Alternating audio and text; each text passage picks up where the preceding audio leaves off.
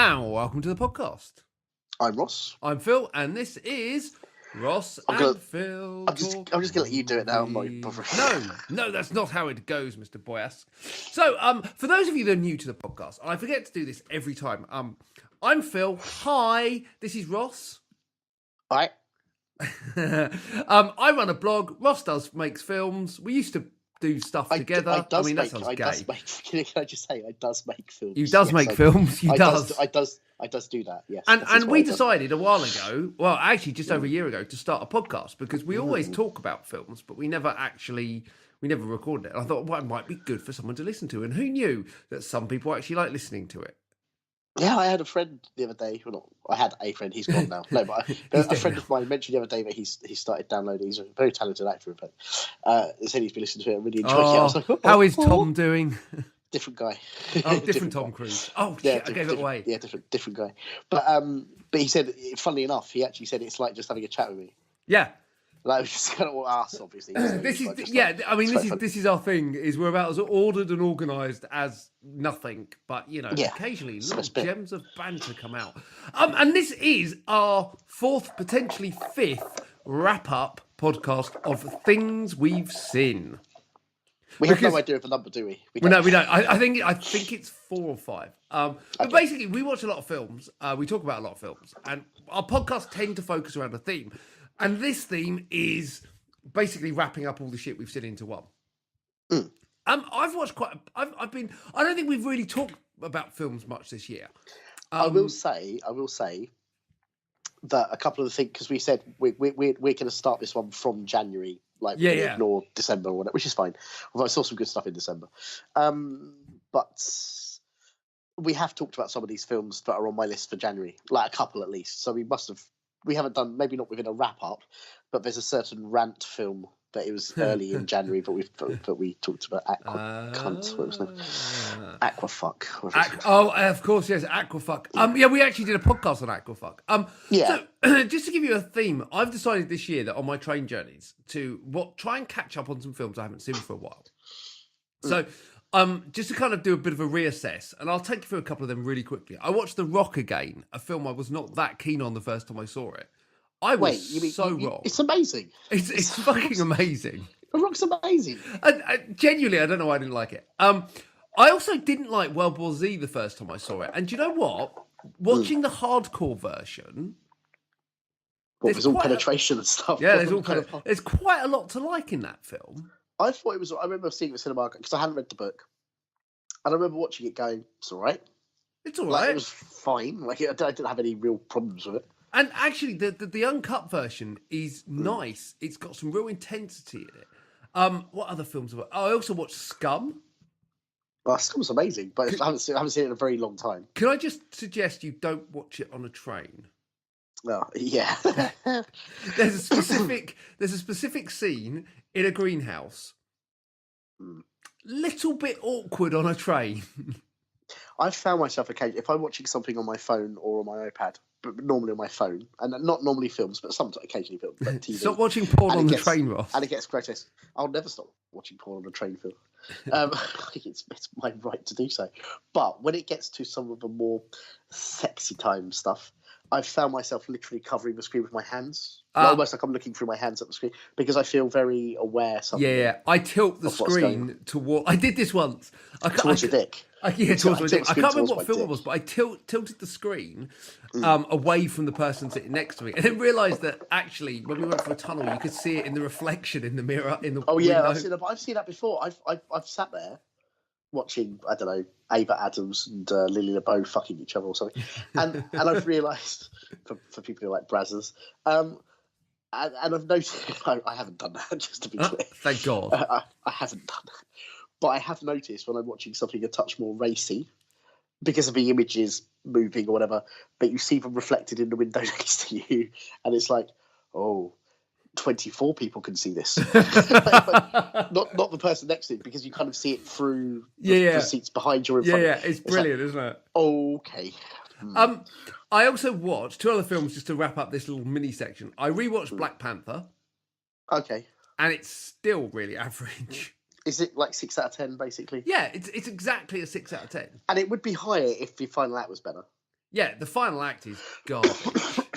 Although here's that PlayStation 1 cutscene you wanted to see, which is two guys fighting on a railway track or something. And it is exactly that. And actually worse than that, you know, it really is, that sequence is really bad. It's not just the CGI, it's just bad. It's bad. It's just badly choreoed, badly. It just doesn't look It good doesn't, and it's weightless. Look, weightless CGI guy fights weightless CGI guy. Oh, I don't care. And I also it's two weightless CGI guys, and then it's intercut with that shit on the field, which looks like the end of the third Hobbit film. On those planes, it's crossed with Phantom Menace. Rubbish. It just looks like, and everyone's doing their best, but it just looks. Yeah, but let's be honest, the Oscars don't give participation. Oh, okay. Mm-hmm. we should talk about that announcement, by the way. Oh yeah. Don't worry. We will address the Oscar situation on the upcoming Boyask Awards. Okay, good. Hooray! And finally, I rewatched Scorsese's The Departed. Wait. You mean The Departed? The Departed. Do you know what? Departed, man. In the last 3 months, I've watched The Departed and Infernal Affairs. I'm going to be really fucking controversial here and say I actually still prefer The Departed. Well, I think The Departed does a concise job of doing it in one movie. Yeah, absolutely that it does. But no Infernal Affairs, no Departed. So yeah, no, and exactly that. And I think they complement each other well. But there's something about just the starriness of The Departed that I fucking love. I love the fact you've got Jack Nicholson and Mark Wahlberg and Alec Baldwin and Matt Damon, and it's just basically just throw as many great people on there as possible. And it's a bit like a Scorsese's greatest hits, to be fair. Well, I will say, and I've only seen it once, to be fair. I'm trying to think if I've actually tried watching it a second time. I can't remember. I do recall that I just felt that Wahlberg was the best thing in it. And Wahlberg is superb. He's great in it. Like, from what I remember, anyway. I remember everyone else not really making an impression. I thought it was good. Jack's good. I'd give it 7. Yeah, I mean, I thought they were all good. I didn't think there was anything wrong with it, but Wahlberg, for some reason, just really stood out to me as someone who's like really going for it and trying to make something of what he was doing. Yeah, he really is good. The Departed. I think they should do The Departed. I think they should do a crossover between The Departed and The Town. The Departed of a Town. Can you imagine the amount of accents that would be going on in that film? I'm pretty heavy. So that was my mini section of films I've rewatched this year. Okay. So should I do that too? Should I do my old titles quickly? Yeah, go on then. We can brush through them. We've got half an hour. I'll just rush through. Have we? Oh, I've got to go shopping. No, just so in terms of older titles this year, actually there aren't that many. Golden Child, which I love. Yes, which I still love. Fuck you too. No, that's coming to America. Fuck. I want the knife. I want the knife. Yeah, please. I love the Golden Child. In the run-up to Glass, I watched Unbreakable and Split, both of which I liked more than the previous times I'd seen them for some reason. And I quite liked them both. But I always had a problem with the end of Unbreakable, but I liked it a lot more this time. Yeah, it's fine. Unbreakable's fine. And I Split's an kind of an average film with a great ending. Yeah, it's fine. It kind of passes by. It's reasonably efficient and stuff. I didn't really mind that too much. Murder by Death, which I just love and is so funny still. Not many more actually. Just quickly looking. In terms of recently, literally in the last week, in terms of older films, A History of Violence, which I adore. That's a great film. It's absolutely brilliant still. And very literally on Valentine's Day, Ross took himself on a date to the Prince Charles Cinema. And what did Ross say? They were showing Hot Fuzz. Oh, nice. It was a 12-year anniversary. Now, here's the funny thing. I don't know if you hated that film, didn't you, when it first came out? I didn't. Yeah, I don't want to say hate necessarily, but I definitely did not like. You were not a fan. I was not a fan, and I didn't laugh at all. The first, I recall, it's very specific. I did not laugh. I mean, I might have smiled a couple of times, but when I first saw it, it felt long and it felt overblown. I think I'd been expecting something that was a bit more genuinely like an action film. Okay.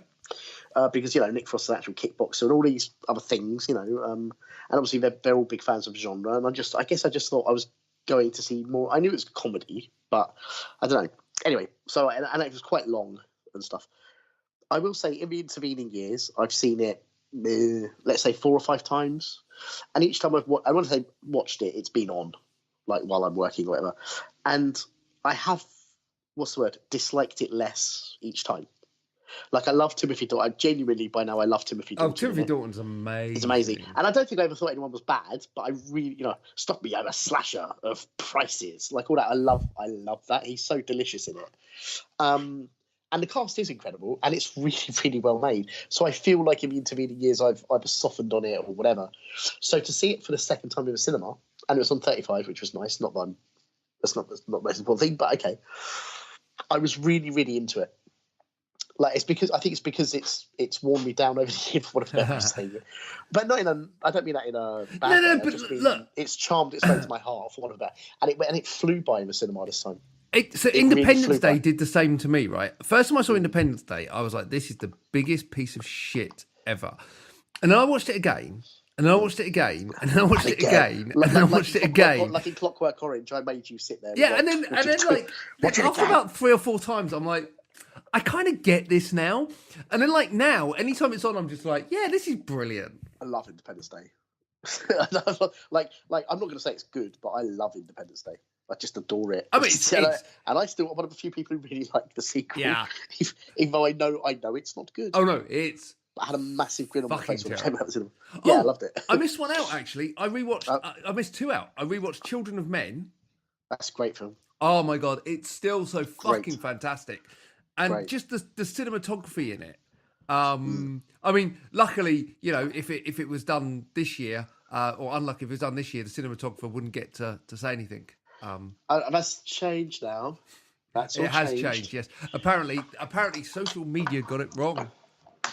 No, well, it wasn't. Well, we'll get into that, I'm sure. Yeah. And I also watched the incomparable Robocop. Robocop? You mean the original, the proper Robocop? The proper Robocop. Real Robocop. I guess. There is no other Robocop. Good. Including the sequels. I don't even count them. I love how bad Robocop 2 is. I don't think I've ever watched Robocop 3. I have watched some of the TV show though, and that was fucking intolerable. Well, hang on, did you watch the shitty TV show, or did you watch the quite good? The shitty TV show where he used to shoot like chandeliers to fall on top of people. Yeah, the 18 version, which was hilarious. Yeah, it was like the 18 Robocop. The problem with Robocop, right, and this is my issue. It's not an issue with the film; it's an issue with context, right? I spent so many years watching the TV version of that film. Oh yeah, back when we used to have TV versions of films. Yeah, I now forget me, or funk you, mother funkster. It's amazing. I do miss that stuff a little bit. I think that was a real art form, the TV version, and I kind of wish I still had my copies of things like RoboCop and Die Hard. Yeah. Yippee-ki-yay, mother funkster. And lethal weapon. Oh, lethal weapon, which doesn't Let's go get those melon farmers. Yeah, with lethal weapon's great because it literally had the end fight is Mel Gibson steps outside the house, Gary Busey steps outside the house. Yeah. Mel Gibson walks away, and Gary Busey's dead. And you're like, I'm sure something happened there. Nope. I'm sure there was more to it than that. But yes. The sprinklers one as well. Yeah. Kids these days do not know what they have missed, Mr. Boyask. So I'm going to throw in a controversial one now. A film that everyone hated, and I thought was actually quite good fun. Ladies and gentlemen, I give you 2018 version of Robin Hood. Oh, I have not seen it. Looks. So we're going to the modern stuff. All I've heard is terrible. It's like all I've heard is terrible. It's terrible. I mean, it's okay. But that mashup of modern technology ideas and some of the thought processes behind it, and some of the set pieces. My biggest issue is I still don't buy Taron Egerton as an action man. No. Even after King's, it just doesn't work. No, it doesn't work for me. I know. I don't disagree. And I'm like, but there's enough quirky as shitness in there that makes me just go, it's good fun. My problem with the trailer, well, there's lots of problems with the trailer, is it does just look like a bunch of people dressed in River Island clothing walking around. And do you know posing. what? The weird thing is, it's so much better than the trailer, right? There's a great sequence at the end, which is kind of like a riot. And basically, they've taken what you'd see in like the French riots with like police with bats, and they've transposed this back into medieval whatever times because it's a bit sketchy on that, and it works really well. Doesn't it even literally say? Forgive me if I've got this wrong. Doesn't it actually say like no one knows what time this happened. Yeah, they basically say the time doesn't matter. And you can, but do you know what? There's enough in it that I kind of enjoyed it. In fact, I actually more than kind of enjoyed it. I thought it was fun. I thought it was good fun. Now, I did watch it on a train, so it wasn't the most kind of concentrating of watches, but it passed the time and it was good fun. I say that probably benefits it. As long as you don't concentrate on this, just ignore it. It's fine. Did you get around to watching Alita Battle Angel? I did. Shall we? If we have to. Are we not just listing the films we see, or what are we doing? We're going to talk about some of the films we've seen. I mean, why don't we sort of go through from January onwards, and then if we've both seen it, punt it, sort of thing, and then do you know what I mean? Well, we've only got about 10 minutes left, but go on, dive through some of the highlights. Aquaman, fuck it. Assassination, which I fucking loved. Okay, need to see that. Absolutely loved it. Sorry. The two documentaries on Fyre. Yes, they are fucking brilliant, aren't they? They're both amazing, and people just need to watch them. Like, Hulu one first. Watch for Hulu one first if you can. I watched the other way around. Which is called Fyre Fraud. Mental. Yeah, I absolutely loved it. Loved both of them. Bohemian Rhapsody, which I loved. Yeah, Bohemian Rhapsody's a good film, isn't it? Absolutely adored it. Plays fast and loose with the truth, but I don't care at all. Like I say, I think we even talked about the idea. Dragging the Bruce Lee story was hardly realistic. Hold on. Are you telling me that Bruce Lee didn't really? Yeah, okay, yeah, no, you're fine. Right, but now a third documentary that it is one of the best things I've seen in the last few years. Is After the Screaming Stops, the Bros documentary. Oh my god, I so need to see this. It's incredible. It's on iPlayer, I think. Okay, it is absolutely amazing. I hear it's stunning. I mean, it is absolutely brilliant, and you don't have to be a fan. I didn't give a shit about Bros. Although I like Luke Goss as an actor. Hold on. You're telling me amazing. You weren't a Bros fan, Ross? Well, Ross didn't like Bros. I'm hiding my shrine. Leave me alone. No, not at all. And in fact, they spoiler when we see a part of the concert at the end, they do like a new. I hate to say this word. They do a new sort of rocked up version of When Will I Be Famous? Yeah. And I absolutely adored it. Okay. I absolutely. It might be because I love the characters now so much, or something. It's something incredibly powerful about it. Okay. Anyway, so very quickly, just to get to January, I saw Glass, which I loved. I've heard there are bad reviews. I haven't heard. I didn't get to see it. I was a bit gutted. I really enjoyed it. Like the ending, but the actual film. Okay. I really enjoyed it. Like, I mean, again, can I call it good? I don't know, but I sat there genuinely quite thrilled by it all. Okay. I was surprised. And to round off January, on the same day I saw Mary Queen of Scots, and I have questions. Okay, so I haven't seen it yet. I want to see it, but I hear the end. It really drops the ball in the ending. I mean, yeah, we've all heard about this theatrical scene, like, because it's a theatre director, the director, it was her first feature. That's not the problem with the film, although that is dreadful. Like, there's a scene at the end, if people don't know, which again may have worked on stage. It's this fictionalized meeting between the two queens or something, and it's this whole thing where they kind of keep walking between these sheets, kind of mysteriously looking at each other, and it is fucking awful. Like, it's awful. I can understand why they've done it, sort of. There's an artistic thing to it, but it goes on way too long. And it really does bring down the quality of the film. It really does. It's very distractingly not engaged. Anyway, that's not the problem. One of the main problems with it, and by the way, I will say I was surprisingly not bored by it. Okay. I mean, that's good. But it's because I was pointing out with my friend who I saw it with, there are so many problems with it. Although one of the problems is not Martin Compton, who's fantastic in it. Yep. And Margot Robbie, who's fantastic in it. Saoirse Ronan is good. Like, I get. Can she be bad in anything, Margot Robbie? I don't know, but I haven't seen it. But she is really good in it. And it's a more interesting character. I genuinely believe in it. The problem I have with them. I'm going to assume for a second that basically her actions are authentic to what Mary did. I don't know. If they are authentic, she's fucking stupid. Like throughout the movie, she's really stupid. She makes really stupid decisions, and you could like put them under she's stubborn and obstinate, and headstrong or willful or whatever. No, she's an idiot, like fucking idiot. really. Okay. And I know that interesting. That may cast me in a certain light, but I found it quite upsetting because I'm like, if this is supposed to be a strong, maybe she's not supposed to be, but I feel like if we are going for, dare I say, empowering or inspiring female role models or whatever you want to say, this is not one. Although Margot Robbie's character on the other side kind of was. Anyway, so there's that. Okay. The thing that genuinely started getting to me, first of all, there's an actor in it, and I'm going to sound disrespectful, and I really hope I'm not being just unduly bitchy. There's a character in it, one of the male actors who essentially plays Saoirse Ronan's brother, I think, if I've got the relationships right, who was dreadful. Like he might not be a dreadful actor in real life, like in other stuff. Yeah, I know what you mean though. He came across absolutely terribly. But sometimes you get that though. Sometimes you get a good actor that just is directed badly, and I'm trying to think of an example recently. Yeah, but he is distractingly bad. Also, there's something about his beard that looks completely. But there's all sorts of problems. Fucking anti-beardist. No. It's not that he has a beard, and for all we know, his beard may well be. Yeah, you're just a beard racist. You know, I've got a full beard, right? I know, right? but what I'm getting, sorry, the thing I'm leading to is the thing I have never had this before in a film, ever. From about 5 minutes in,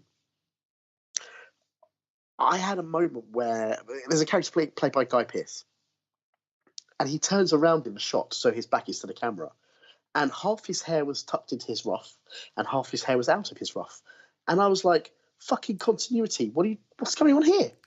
Right, and I know that sounds like a ludicrous thing. No, but you know, Kermode has that thing on the hill you die on. And well, here's the thing. No, but here's the thing.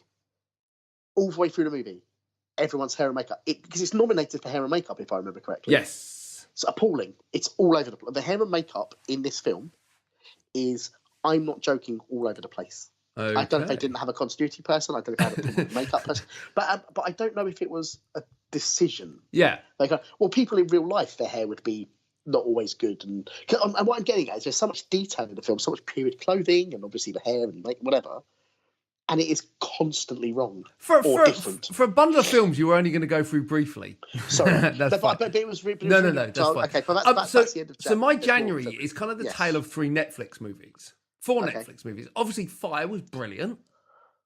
But yeah, absolutely incredible. They're both incredible. I watched IO, which was okay. I've heard of that.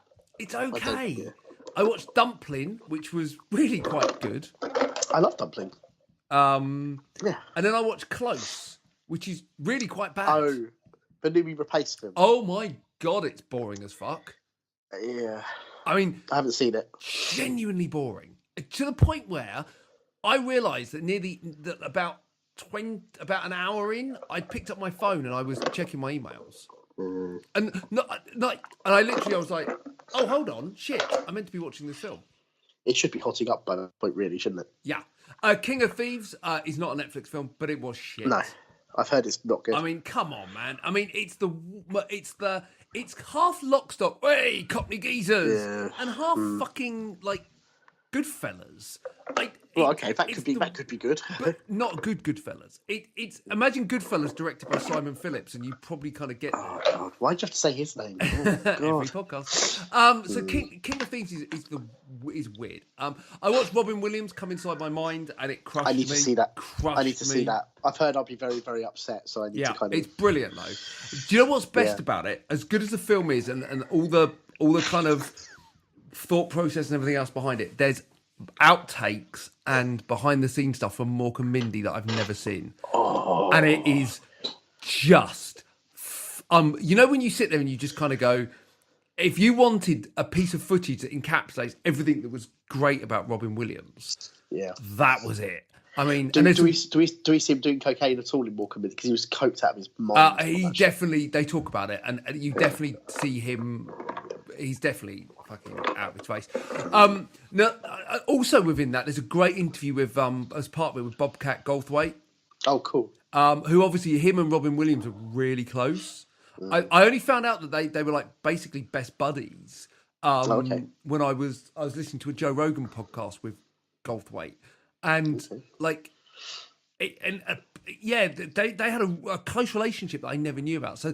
essential. I'm not going to go through everything I've seen because there's quite a bit. But that's fine. I watched Anna and the Apocalypse, and I was crushingly disappointed as well. I really want to see that, but I've heard bad things. It's a great idea, but the problem is it's not Shaun of the Dead enough, right? And it's not Dawn of the Dead enough. Mm-hmm. On the subject of music documentaries, I watched Supersonic, the Oasis documentary, which again, that's quite a while ago, isn't it? It's an old one. Whether you're a fan of them or not, it's a great documentary. Okay. And I also watched Hunter Killer. Oh God. With Gerard. It's brilliant, isn't it? In a not brilliant kind of way. I haven't seen it. I'm kind of wrapping up the whole month, a whole year so far. But how shouty is Gary Oldman in it? Is he really shouty? Oh, he does full on kind of, and to the point where you actually think Gary Oldman is a secret. You know, we've had this conversation before. I can't remember what film it was, where someone is so overtly bad, and you kind of go, well, he can't be the bad guy because he's almost too overtly bad. Right. Or too overtly kind of. Look at the Sky. That's a fucking Spectre thing. It's like the anti-Spectre, where everything Andrew basically Scott comes in and he kind of goes, "I'm going to." He literally just says, "I'm going to destroy it." Close. It's like, but doesn't that make you the villain then? It's funny. And I watched a couple of other films. I watched prison drama called Michael Inside, which is fantastic, really good. It's on Netflix. And then I watched Juliet Naked. I've heard that's good. Not the film. A girl I know called Juliet Naked. Checked her out. Oh, sorry. And one last one before we get on to Battle Angel Attila or Alita or whatever fuck, because we're about to run out of time. I watched The Strangers Pray at Night yesterday. I love that film. It's great, isn't it? I absolutely love it. It's much better than the first film. I really like. I can't remember the first film. It's terrible. I hate it. It was really popular for some reason, but I thought it was terrible. Oh God, I'm just throwing film titles now. And we also watched They Shall Not Grow Old. I need to see that. Oh my God, man. I mean, literally, it's one of the most brutal films I think I've ever seen. It's harsh. Yeah. It's clever as fuck, but it's harsh. I'll spin through my February. I'll literally just save them and maybe a couple, not hardly any. So, and I'll pretty much, I'll just go on record and say almost all of these I thought were really good. Okay, overall. Cool. Escape Room I thought was really enjoyable. I need to watch that. Can't call it good, but I really enjoyed it. Yeah, I need to watch that. Green Book, which I adored. Yes, you did. You messaged me about that. Yeah. Yeah. Can You Ever Forgive Me, which I really, really liked. No. Like loads. I don't know if it's. I can't forgive you. Sorry. Quite upset. Right. I'm not quite sure of the Oscar worthiness, but I really, really liked it. Alita, Battle Angel. Let me spin through the others quickly. We'll come back to it. The Mule, which I really enjoyed. I wasn't sure what to expect, but I really enjoyed it. Vice, which is massively good, man. Well, I thought it was massively. I thought it was good, but I think it's massively overrated. I don't think it's better. I don't think it's better than good. I think it's fine. It's not better than The Big Short in any way. No, but I thought it was a very clever film, and Christian Bale killed it. Yes, well, all the performances. I think, in fact, were great. It took me an hour and a half to realise it was Sam Rockwell. Oh yeah, well, I knew that. But do you know when you're looking at someone and I just bought him as Bush? Gerard Butler was the one for me. Butler? Mm-hmm. Who was he? Hang on, I need to find the character name because I couldn't understand his character name when he said it. Have I got it right? Maybe it wasn't Gerard Butler. I'm sure it was Gerard Butler. Hang on, bear with me 1 second. Bear with me 1 sec. Was it? Oh no, it wasn't Gerard Butler. It was an actor who looks a lot like Gerard Butler, though. There's a guy. I'm not even joking. Go on IMDb. Yeah, go on. And find a guy called Don McManus. McManus. Yeah. From National Treasure. I don't even know, but I'm just. He looks so much like Gerard. Go through his photos. Okay. He looks hugely like Gerard. Because from his profile picture, he definitely doesn't. No. He looks more like. Spin through his photos. Okay. He looks more like Donald Logue. He does, absolutely. Spin through his photos. Okay, yeah, no, he's getting more Gerard Butler as it goes. He is, right? He looks a lot like Gerard Butler. Oh my God. Hugely like Gerard Butler. He's like the C grade Gerard Butler. But he looks so much like him. And so if you imagine with makeup, I just assumed that was Gerard Butler. How terrible is that? That's really fucked up. Got it, because we are about to run out of time. Sorry. Let's say 2 seconds. And literally the last couple of films which I saw on the same day. Lego Movie 2, which I really enjoyed. And the one I absolutely super happy, my film of the year so far, is Happy Death Day to You. Oh, I really want to see that. You need to see it. It's absolutely brilliant. Is it out in the cinema? Yeah. Oh yeah, it's been out for 2 weeks.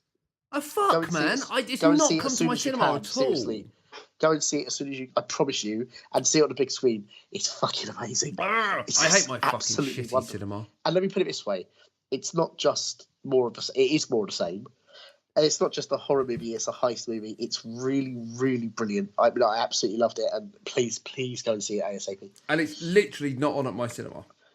Travel anywhere. Right, we've got 2 minutes, so let's talk about Alita Battle Angel because it's a pile of shit. Yeah, it's a mixture of a pile of shit with good bits. What good bits? Because I'm struggling to find any. Okay, so I was surprised that the first half hour or so, 40 minutes even, I thought were okay. Not good, but okay. She's brilliant, except that the eye thing is very distracting, but she is very, very good. Christoph Waltz, it's arguably the first time I've seen Christoph Waltz in a film where he didn't piss me off. Can I ask a question though? Why did she need to be CGI? Well, she didn't. That's what I'm getting. That's what I'm going to get to. I felt the eyes thing just didn't make any sense. Nobody else was like that, so why has she got those eyes? I thought that was really a bad decision. The other thing that really bugged was a few things that really bugged me. The first time we see what Christoph Waltz actually is with that ridiculous weapon. Oh my god! That scene, I was literally nearly out. There was the ridiculous weapon, which is absurd, and then what all the villains looked like when they took off their clothes. Oh my god! There's a woman who looks like she's 8 pairs of scissors or something. I was like, this is terrible. It kind of brought me back for a bit. But the thing that really there's a few things that really got to me. It doesn't really make any sense in the end at all. Mahershala Ali was great in it, because he's great. But there's a whole thing when she first gets to know the kids, and they're doing the game, the rollerball game, you mean? Whatever the fuck it is, that thing. That was people doing it essentially on a track. And I was like, okay, it's kind of fun. It's stupid, but it's fun. And when we see the real thing, it's just a pod race. Yeah. It's a pod race with CGI characters. So who gives a shit? It made no sense. Don't show us a version where people can actually do it, and then the actual version is just an absurd, goofy, not badly executed, but it's just a bunch of CGI characters. So who cares? Why show normal people doing it in the first place? It's just also the thing that really got me in the first 5 minutes is why have so many people in this city got no arms and legs? There's a huge amount. Well, they did say that. Apparently, they were stolen to replace them for the people doing the pod racing, but that makes no sense because the people doing the pod racing were mechanical. But everybody if you look at any of those shots with the extra, 1 in 3 people have got they're like Michael Ironside in every movie. Do you know they're all like that? What the best fuck is that about? Explanation someone made is it's like you're watching the middle part of a trilogy. But they forgot to make the first part. You're supposed to know what's going on. Basically. Biggest issue for me: 20 years in development, and obviously not a day of that was on the script. Yeah, no, it's absolutely absurd. I mean, even by James Cameron standards, that script is bad. The city did look amazing though. Yeah, and what the fuck? The ending. Yeah, that was terrible. Oh, cool. We're gonna get. Oh no, it stopped. Yeah, really? And there's no way there's gonna be a second one, is there? Unless China somehow picks this up, it's done. It's done. So yeah, no, I agree. I mean, to me, it ends out as meh. Oh my god, it's gonna it's by far. It's gonna take a lot to beat that as my worst film of the year, considering there's no Michael Bay Transformers film this year and there's no Peter Gray film this year. I mean, I don't know how the fuck that's gonna get beaten because it's almost impossible. Yeah.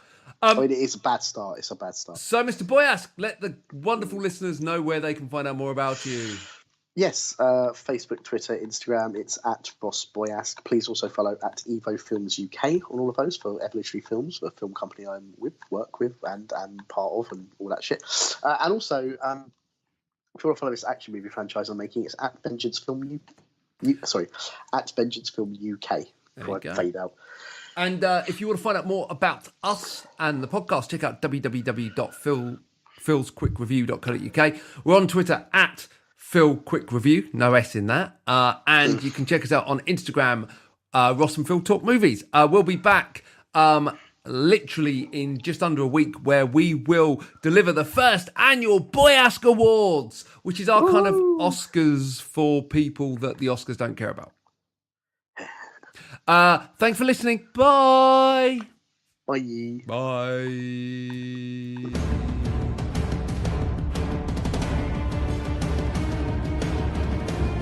Oh, I can't tell you how much I hated Alita. Yeah, it wasn't good. I didn't hate it. It wasn't good at all. But it wasn't surprising, but it wasn't. Maybe that's the thing. I wasn't expecting it to be good. It was bad. Yeah.